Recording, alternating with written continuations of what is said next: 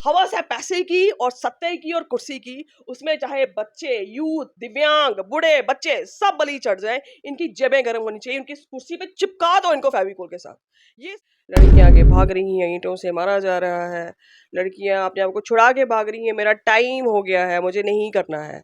तो आदमी जो है वो ईंटें मार रहा है, उसको खदेड़ के लेके जा रहा है और ओपनली सिगरेट स्मोकिंग हो रही है। सुइयां लगा के कई लोग तो बेहोश हो जाते थे, खून निकल जाता था, क्योंकि आजकल बॉडीज में है क्या, लोग and drug abuse and drug paddling. इसमें मंत्री भी थे, पुलिस थी और भी बड़े ऐसे लोग थे जो कि इन्फ्लुएंशियल थे। और जब मैंने ये आवाज उठाई तो मतलब आपको पता चल जाता है कि पीछे इन लोगों के पीछे बैक क्या है। और जब नारे लगे कि डॉक्टर शबनम हाय है, तो it was aware of that के एक पॉलिटिशियन भी पीछे है। उसने सोचा होगा नारे लगाओ भाई, व्हील चेयर पे बैठी हुई है, अपाहिज लड़की है, डर जाएगी, दो चार नारे लगाओ, दुबक जाएगी, भाग जाएगी, शोर मचा के क्या हो जाने वाला है। मुझे एक भी एक्टिविस्ट का फोन नहीं आया कि मैडम आपने इतनी बड़ी जंग छेड़ी है, आपको हमारी मदद तो नहीं चाहिए, कोई प्रॉब्लम तो नहीं आ रही। अभी मतलब देख लो, मैं इसकी जिंदा जागती मिसाल हूं कि मैं एक अकेली औरत और एक कुछ पोर्टर से मेरा साथ दिया, और इतनी लंबी लड़ाई मेरे साथ कोई नहीं आगे खड़ा हुआ। महबूबा मुफ्ती बड़ी बड़ी बातें करती है, मैंने उसी टाइम उसकी पार्टी छोड़ी थी। मैंने कहा दिस इज रिडिकुलस, तुम जम्मू जम्मू की बातें करती हो। मैंने तुम्हें एक बात बोली कि भाई मैं तुम्हारी पार्टी की बंदी हूं, मैं इतना काम कर रही हूं, कम से कम पूछ ही लेना था, मेरे साथ आके खड़े ही हो जाना था मंच पे। क्योंकि आज जम्मू की बात नहीं है ड्रग्स, पूरा कश्मीर भी इसी में चल रहा है। जम्मू का कासिम नगर देह व्यापार को लेकर और नशाखोरी को लेकर कहीं ना कहीं सुर्खियों में बना रहता है। मेरे साथ एक ऐसी मेहमान है आज, डॉक्टर शबनम, जो कि कासिम नगर में एक बुलंद आवाज बनी। ने 2020 में एक मुहिम छेड़ी और आपने ये ठान लिया कि कासिम नगर को नशा मुक्त और देह व्यापार मुक्त बनाना है। इस बीच में बहुत सारी मुश्किलात भी आपको आई। किस तरह का चैलेंज था मैम आपके लिए? It was a big challenge, huge challenge. अब बहुत कुछ फेस करना पड़ा। तो ये जो लड़ाई थी मेरी थी, पुलिस की थी, डीसी की थी, एडमिनिस्ट्रेशन, अवनी लवासा, और यहाँ पे जो अभी एसएचओ हैं, जिनसे पहले भी एसएचओ थे, और मेरे एरिया के कुछ मुट्ठी भर लोग। ये लड़ाई हमारी थी, बाकी हमें कोई किसी का सहयोग नहीं था।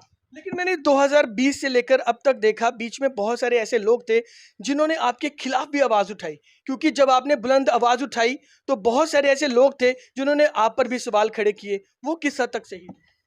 सवाल मेरे पे क्या खड़े किए, और they just target my personal life and मैं सिंपैथी गेन कर रही हूँ, ऑल दैट नॉनसेंस। और यहाँ पे नारे भी लगे थे, शबनम नाहिद हाय है, डॉक्टर शबनम को बाहर निकालो, बाहर निकालो। तो एक्चुअली ये जो प्रॉब्लम थी, ये जो इशू था, it was prostitution and drug abuse and drug paddling. इसमें मंत्री भी थे, पुलिस थी, और भी बड़े ऐसे लोग थे जो कि इन्फ्लुएंशियल थे। और जब मैंने ये आवाज उठाई तो मतलब आपको पता चल जाता है कि पीछे इन लोगों के पीछे बैक क्या है। और जब नारे लगे कि डॉक्टर शबनम हाय है, तो it was aware of that के एक पॉलिटिशियन भी पीछे है। उसने सोचा होगा नारे लगाओ भाई, व्हील चेयर पे बैठी हुई है, अपाहिज लड़की है, डर जाएगी, दो चार नारे लगाओ, दुबक जाएगी, भाग जाएगी, शोर मचा के क्या हो जाने वाला है। कभी मैम डर लगा? नहीं, I was never scared of, never scared of. क्योंकि मुझे मालूम था ये धकियानुसी और टुच्चे लोग हैं, इनके ये गिद्दड़ धमकियों से मुझे कुछ होने वाला है नहीं। हाँ, मेरी फैमिली थोड़ी सी, my mother was scared of कि ये क्या हो गया, तूने क्या पंगा ले लिया, हमें क्या पड़ी है। तो मैंने कहा माँ, यही मानसिकता तो बदलनी है कि हमें क्या पड़ी है। क्योंकि नीचे मेरा टेंट हाउस था, मेरा दरवाज़ा खुला होता था, और मेरे गली के बिल्कुल एग्जैक्टली मेरी शॉप के सामने, मेरे ऑफिस के सामने ये सब गतिविधियां हो रही होती थी। लड़कियां आगे भाग रही हैं, ईंटों से मारा जा रहा है। लड़कियां अपने आप को छुड़ा के भाग रही हैं, मेरा टाइम हो गया है, मुझे नहीं करना है। तो आदमी जो है वो ईंटें मार रहा है, उसको खदेड़ के लेके जा रहा है, और ओपनली सिगरेट स्मोकिंग हो रही है। सुइयां लगा के कई लोग तो बेहोश हो जाते थे, खून निकल जाता था, क्योंकि आजकल बॉडीज में है क्या, लोग खाते क्या है। तो ये सब कुछ देख के मुझे लगा अगर एक वक्त ऐसा भी था जब एक बच्ची को, माइनर बच्ची को बंद कमरे में कैद करके जबरन उसके साथ दुष्कर्म किया गया। अतुल, ये सब मैंने देखा, मुझे लगा कि अगर अभी भी मैं आवाज नहीं उठाऊंगी ना कहीं मेरी आत्मा मुझे है ना, इट्स आस्किंग मी क्वेश्चन कि are you a human being, कि तुम वाकई इंसान हो और तुम माँ हो। और ये चीज़ें देखी, जब लोग कहते हैं हमें क्या पड़ी है, हमें क्या लेना देना है, ये तुम मुसीबत में फंस जाओगी, ये तो गैंगस्टर होते हैं, इनके साथ ऊपर ऊपर बड़े इनके कनेक्शंस होते हैं, हमला कर देते हैं, तो वो चीज़ें ना मुझे फिर कहीं दिखाई नहीं दे रही थी।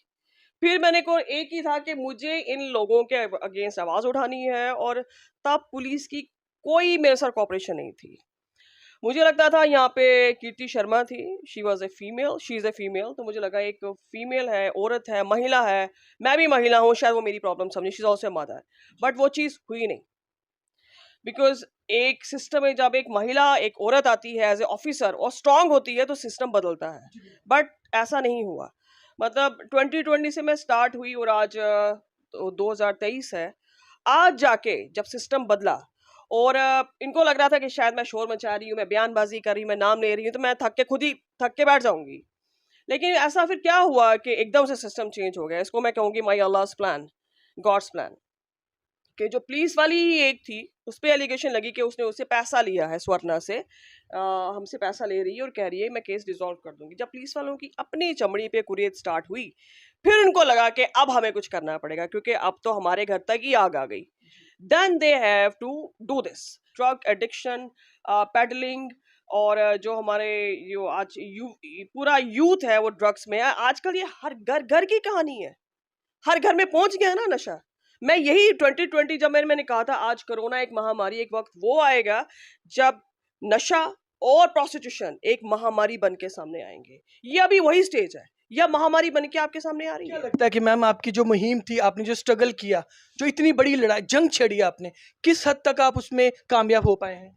मैं कामयाब हुई, मेरे अल्लाह ने मुझे कामयाबी दी।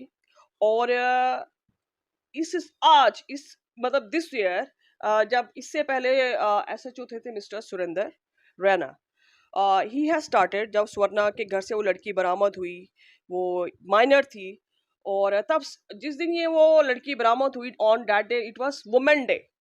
सारे प्लेटफॉर्म पे वुमेन डे मनाया जा रहा है, सारे पोर्टल्स वहां पे बिजी हैं, और यहाँ पे एक लड़की बरामद हुई है, लेकिन यहाँ पे किसी पोर्टल से कोई पोर्टल वाला, कोई न्यूज वाला माइक पकड़ के नहीं आया।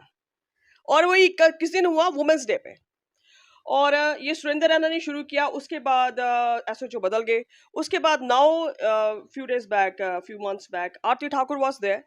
आरती Thakur, me and Avni Lavasa DC, ये हम तीनों का एक जॉइंट वेंचर था, और मैं इसमें बहुत सारा प्रूफ किया गया कि नारी शक्ति होती नारी क्या है। शक्ति इज देयर, और इसका क्रेडिट मैं आपके माध्यम से, if they are watching me, Aarti Thakur, it is commendable, credit goes to you, Avni Lavasa DC जो है हमारी, and of course me and my God.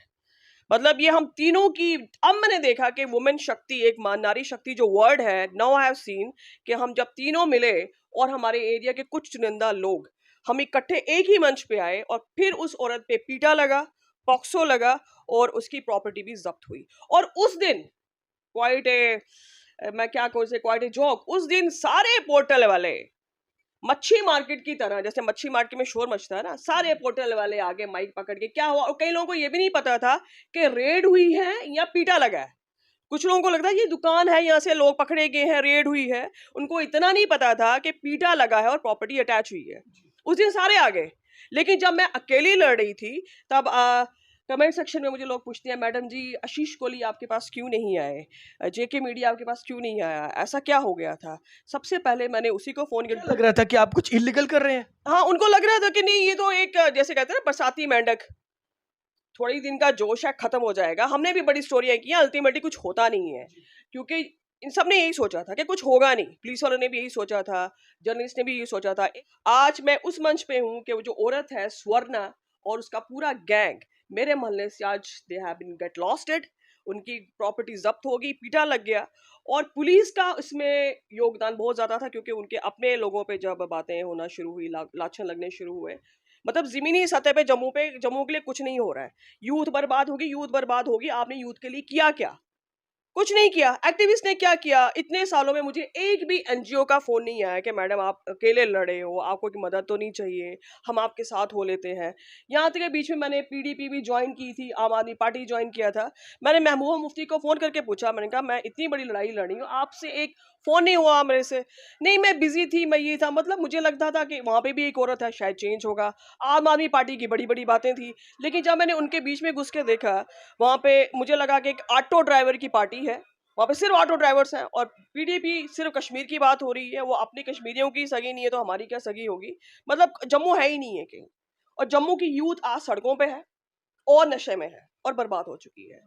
अगर मैं कहूं कि आवाज उठाई पूरे जम्मू में मेरी एक आवाज थी, और मेरे साथ आहिस्ता आहिस्ता फिर शक्ति पाठक जो हमारे डीआईजी हैं, और Aarti Thakur, she played a major role. I really appreciate कि being a woman she has done really well. हमारे जम्मू के नेताओं ने क्या किया, सोशल मीडिया पे आके माइक पकड़ के ढोल ढोल बजाए, लड्डू खाए और कुछ नहीं किया। और अभी मतलब देख लो, मैं इसकी जिंदा जागती मिसाल हूं कि मैं एक अकेली औरत और एक कुछ पोर्टर से मेरा साथ दिया, और इतनी लंबी लड़ाई मेरे साथ कोई नहीं आगे खड़ा हुआ। महबूबा मुफ्ती बड़ी बड़ी बातें करती है, मैंने उसी टाइम उसकी पार्टी छोड़ी थी। मैंने कहा दिस इज रिडिक्यूलस, तुम जम्मू जम्मू की बातें करती हो। मैंने तुम्हें एक बात बोली कि भाई मैं तुम्हारी पार्टी की बंदी हूँ, मैं इतना काम कर रही हूँ, कम से कम पूछ ही लेना था। मैं दिव्यांग हूँ या मैं अपाहिज हूँ, मैं व्हील चेयर पे हूँ, मैं एक अकेली औरत हूँ, मैं कैसे कर पाती, मैं तो व्हील चेयर पे हूँ, लेकिन मैंने कर दिखाया ना मैंने। आज वो औरत मेरे मोहल्ले से बाहर है, उसकी प्रॉपर्टी अटैच होगी, पीटा लग गया, पॉक्स लग गया, बेशक उसको बेल मिल गई, लेकिन फिर भी कोर्ट में केस चल रहा है। वो लड़की हमने बचा ली, वो 15 साल की बच्ची, और उससे पहले भी 4-5 बच्चियां हमने बचा ली। पुलिस ने, मैंने, जामन में एक जॉइंट वेंचर होता है, मैं फोन करती हूँ, पुलिस आती है और वो बच जाती हैं बच्चियां। मतलब मुझे एक अपने जम्मू के लिए, अपनी यूथ के लिए या अपने देश के लिए काम करने के लिए ना मुझे पॉलिटिशियन बनना पड़ा, ना ही मुझे बड़े बड़े नारे चमकाने पड़े। मैंने अपना कर्तव्य किया, बीइंग ए विजिलेंट सिटीजन। मतलब अगर आपने किसी के लिए कुछ करना हो ना, तो जरूरी नहीं है कि किसी टैग की जरूरत नहीं है। This is your inner conscious जो आपको कहेगी नहीं, you have to do and you will do. तो फिर मात्र एक ही सहारा होता है, वो ऊपर वाले का होता है। और हमारी धक्कियां नोसी सड़ी सोसाइटी कहती है लोग क्या कहेंगे, है ना, वो तो है ही ऐसी हुई। अब मैं अपनी जो मेरी महिला फोक है, माई वुमेनहुड एंड माई दिव्यांग लोग जो मुझे देख रहे हैं, तुम दिव्यांग हो या मुझे पता नहीं क्या हो, लेकिन तुम्हें ऊपर वाले ने बहुत शक्ति दी है, बहुत हिम्मत दी है। तुम अपने इस कमी को तुम हथियार बनाओ और अपनी लड़ाई खुद लड़ो अपने हिसाब से। और ये भूल जाओ सोसाइटी क्या कहेगी, लोग क्या कहेंगे, हमारी बदनामी हो जाए। टू हेल विद बदनामी, भाड़ में जाए ऐसा समाज। पहले तुम अपनी जिंदगी जो है ना वो बचाओ। मुझे देख लो, मैं ना ही किसी पॉलिटिकल पार्टी का हिस्सा हूँ, ना ही मेरा बाप कोई बड़ा मिलियनियर था, और ना ही मेरे पीछे कोई पॉलिटिकल लोगों का कारखाना है। मैंने अपनी लड़ाई अपने हिसाब से लड़ी, बस ऊपर वाले का नाम लेकर निकल जाओ। तुम्हारा जो तुम्हारे दुख और तुम्हारे जख्म है ना, कल को वही तुम्हारे हथियार बनेंगे, and you will leave your life in your way.